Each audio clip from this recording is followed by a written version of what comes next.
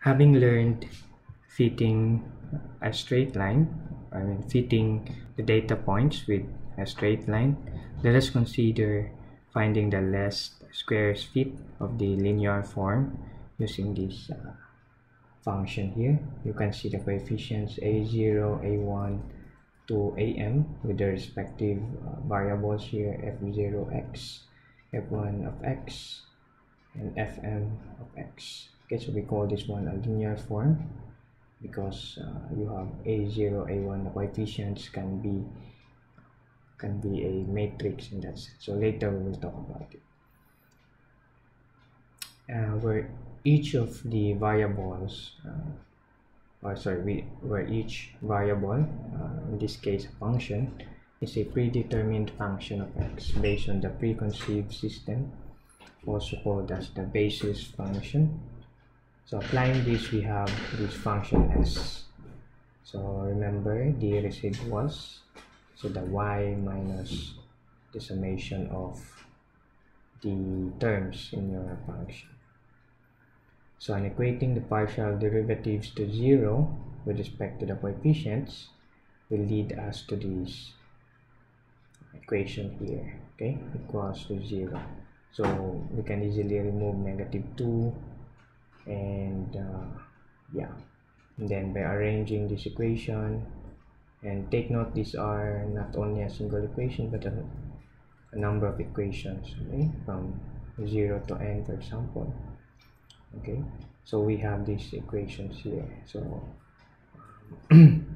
so by simply arranging this one, for example, summation of y here multiplied by this one and then transpose to the other side here, and then this one here multiplied by this one and remaining this side.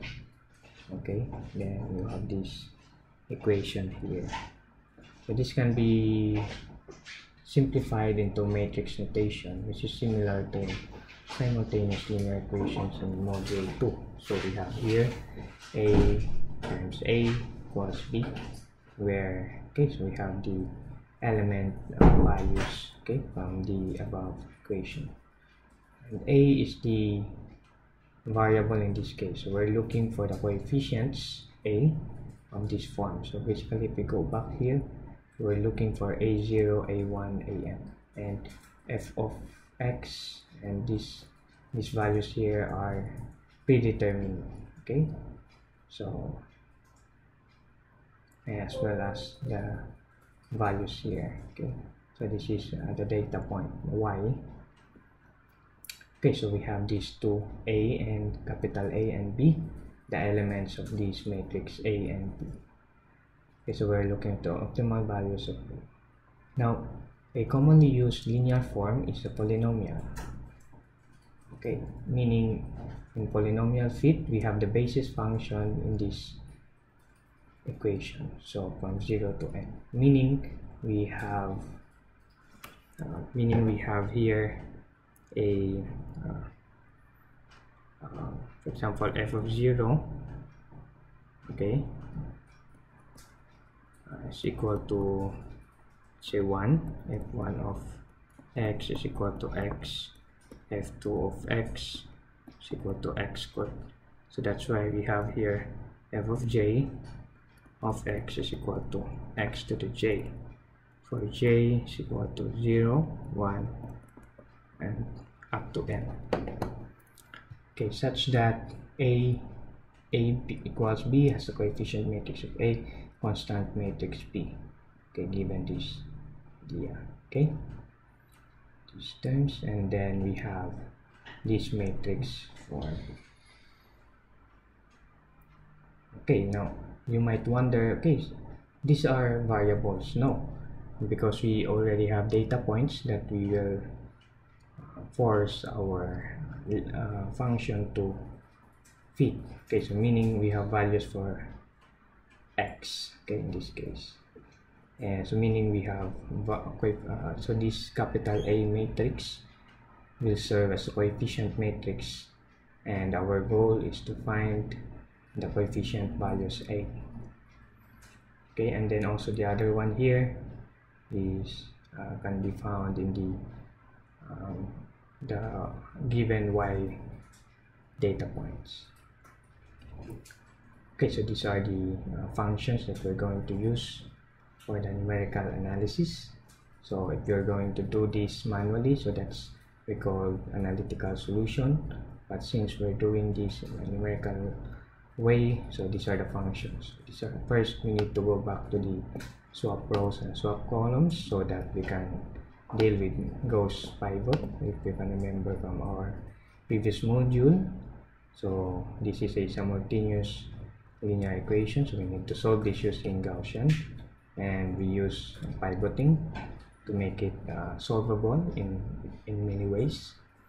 Okay, so that's why we have here swap rows function. Okay, so if you don't know this, so I'd like you to go back to that module number 2, and then we have here the polyfit. So you can see here the B, and then we have the S as the function here. Then what's really important here is you have here applying Gauss pivot to simultaneous equation A plus B. Okay, so our goal is to find the coefficient A. Actually it should be big A. Okay, so polyfit, your inputs are X data, Y data, and also the number of polynomials M. Okay, meaning if you put here 1, it would be linear, 2 quadratic, 3 third order, 4 fourth order. Okay, so this is a function polyfit. So our output of this, our return value will be the coefficients A. Okay, then we also need the eval poly. Okay, so the evaluation of poly. Given the coefficient A, we can predict the y of x, any x you want. Okay, so remember also this one is in the module number 3 in the interpolation, so in part 1 of this module. So this one was discussed. Okay, so given the coefficients, you can predict any value of x, or I mean the corresponding y of that x. Okay, basically that's the polynomial fit.